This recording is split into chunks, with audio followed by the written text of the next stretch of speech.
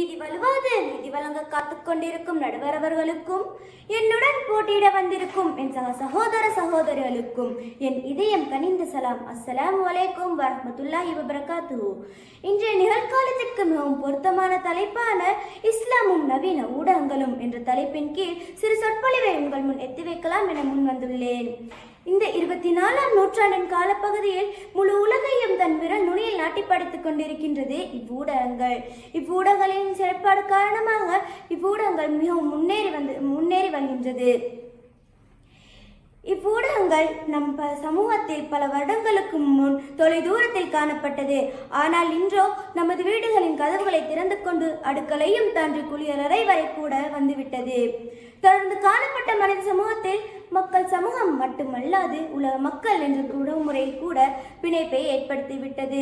இவ்வூடகங்களின் மூலம் யாரும் யாருடனும் எங்கிருந்தும் கனப்பொழுதில் தொடர்புகளை ஏற்படுத்திக் கொள்ளலாம்.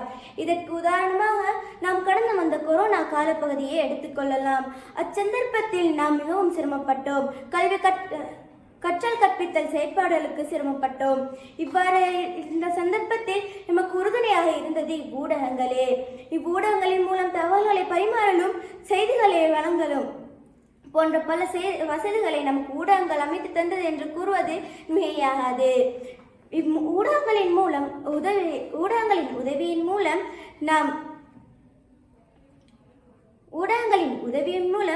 நாம் பல நன்மைகளை அனுபவித்து வருவதை கண்கூடாக காணலாம்.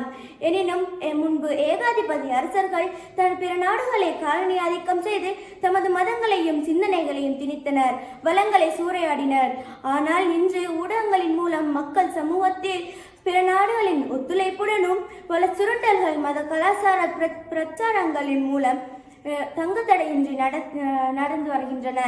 இவ்வாறு நாடுகளும் அமைப்புகளும் ஒரு ஊடகத்தை தமது கட்டுப்பாட்டுக்குள் வைத்துக் கொள்ள வேண்டும் என்று தமது தலைகளை குழப்பிக்கொண்டு யோசிக்கின்றனர். ஆனால் நமது இஸ்லாம் மார்க்கமானதோ அனைத்து துறைகளுக்கும் முன்னோடி என்ற வகையில் 1400 வருடங்களுக்கு முன்பே சிறந்த பொருத்தமான உரிய ஊடக செய்நெறிகளை நமக்கு வழிவகுத்து தந்துவிட்டது.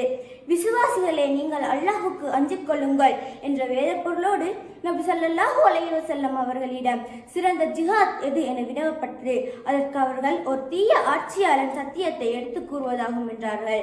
மேலும் ஒரு ஊடகவியலாளர் தனது காதுக்கு கிட்டும் தகவல்களை ஊர்ஜிதப்படுத்த அது வெளியிடக்கூடாது என்றும் எச்சரித்தார்கள்.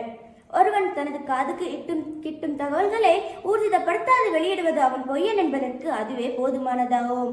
மேலும் இவ்வாறான ஹதீஸ்களோடும் குர்ஆன் வசனங்களோடும் ஆதாரபூர்வமாக இவ்வூடகங்களின் பயன்பாட்டை நாம் பெற்றுக்கொள்வது பற்றியும் முறைகேடான செயல்களில் பயன்படுத்தாமல் நமது பொன்னான இஸ்லாம் மார்க்கம் நமக்கு எவ்வளவு தெளிவாக விளக்கம் அளிக்கின்றது. இவ்வாறு ஊடகங்களை பயன்படுத்தி ராஜ்யங்களை பாதுகாத்தல் மற்றும் ஞானமும் சமயோசித்தமும், அதாவது நபியே, நீர் உமது இரட்சகனின் பாதையின் பால் ஹிக்மா அறிவு ஞானத்தை பிரயோகித்து அழகிய உபதேசங்களை பெற்றும் அழைப்பு விடுப்பீராக. மேலும் மானக்கேடான செயல்களை தவிர்த்துக் கொள்வதோடு அச்சமூட்டும் செய்திகளையும் பரப்பாமல் தவிர்த்துக் கொள்ள வேண்டும் என்று அஸ்-சுன்னா அல் குர்ஆன் அடிப்படையில் இவ்வாறான ஊடகவியல் ஒழுக்கங்களை நாம் காணலாம். எனவே இவ்வூடகங்களின் நன்மைகளை நாமும் அடைந்து இவற்றை நீதமான முறையில் பயன்படுத்துவோமாக. நன்றி, வசலாம்.